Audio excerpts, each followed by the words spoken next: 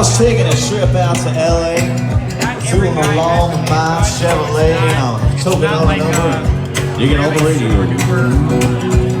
Yeah, just across that Mississippi line, I heard that highway start to whine, and I knew that left rear tire was about to go. Well, spare was flat, and I got uptight, cause there wasn't a filling station there inside, so I just limped on down the shoulder on the rim. I went as far as I could when I stopped the car, and I was right in front of this little bar, kind of redneck-looking joint called the Doo-Wop Inn. Yeah, I stuffed my hair up under my hat, and I told the bartender that I had a flat, and would he be kind enough to give me change for a one? There's one thing I'm proud to see, there wasn't a soul in the place except for me, and he just looked disgusted and pointed toward the telephone. Yeah, I called up the station down the road a ways. He said he wasn't very busy today, and he could have someone out there just about 10 minutes or so.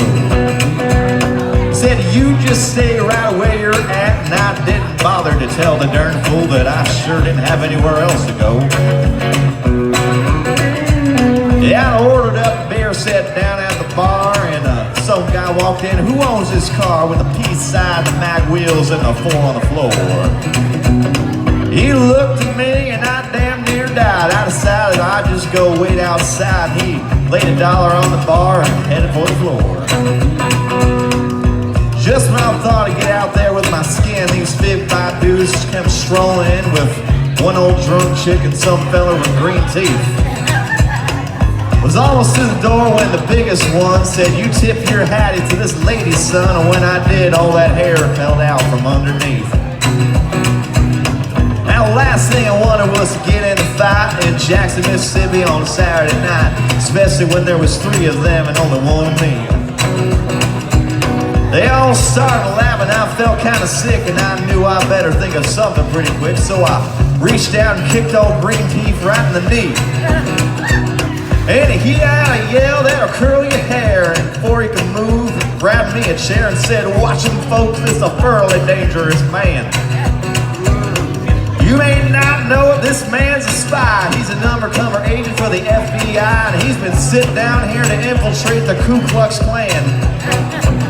He'll sit bend over, holding his knee, and everybody else was looking and listening to me, and I laid it on thicker and heavier as I went.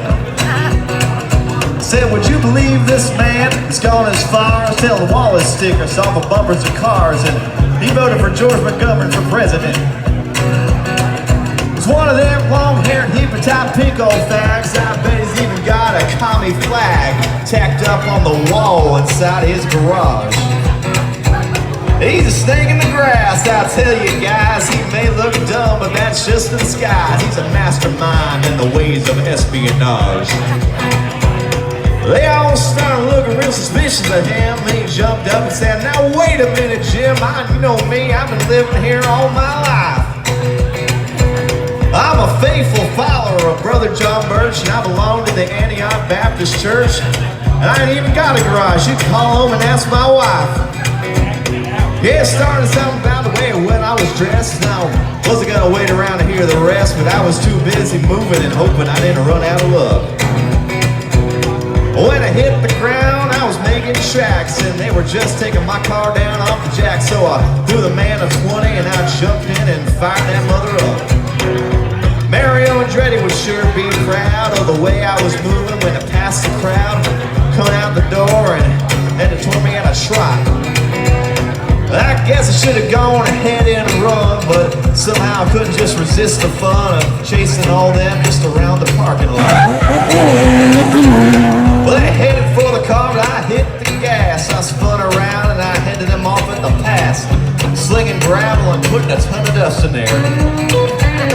Yeah, I had them all spinning and the patching and catching while their heads were on fire and their asses were catching. I figured I'd better go and split before the cops got there. Well, when I hit the road, I was really wheeling. I had gravel filing and rubber squealing, and I didn't slow down till I was almost to Arkansas. And I think I'm gonna reroute my trip, and I wonder if anybody think I'd flip if I went to LA without Omaha.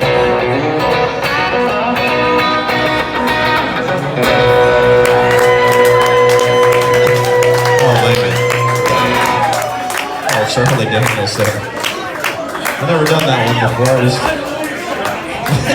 That's a fun song.